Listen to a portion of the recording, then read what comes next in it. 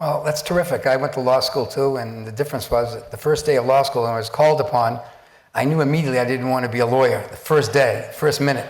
And I spent all the way through law school and graduate law school because I didn't find another path. So I understand that feeling. What I don't understand is that at the same time you express about education and higher education is also a socializing experience. It's learning to deal with people one-on-one, breathing the same air, in the same room, communicating, standing on your own 2 feet, being, if you will, in camera at that point.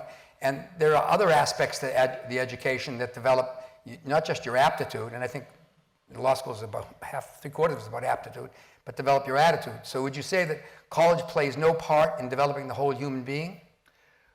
Well, it does play a role in developing us. It's unclear whether this is unambiguously a good thing, and I think socialization is actually sort of an ambiguous thing.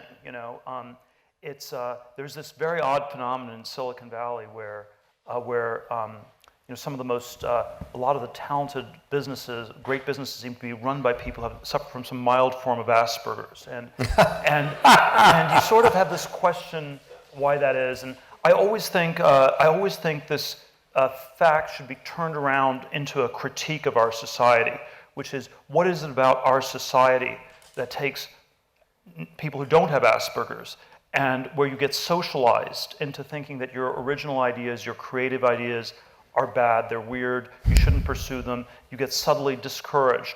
And I think that's a lot of what socialization does. They've done these very interesting studies at Harvard Business School, where, which I guess sort of, you can think of the makeup of Harvard Business School as people who are at whatever the anti-Asperger's extreme is. They're people who are super social, super extroverted, generally don't have any convictions of any sort, but you basically, hopefully I'm not offending too many people here,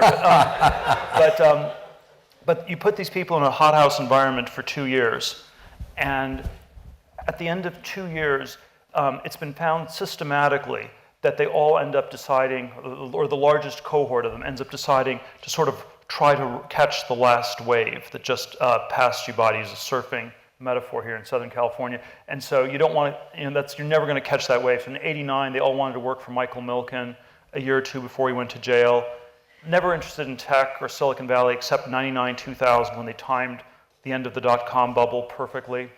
And then 2005 to '07, it was all real estate, private equity type stuff. And so, I think socialization's very ambiguous. It's the word ape already in the time of Shakespeare meant both primate and to imitate. And there is something very powerfully imitative in human nature. It's how we learn things, it's how we learn language as kids, it's how culture is transmitted. But it also leads to bubbles, it leads to herd-like thinking, sheep-like thinking, lemming-like thinking, and there are things about this that are quite problematic. So if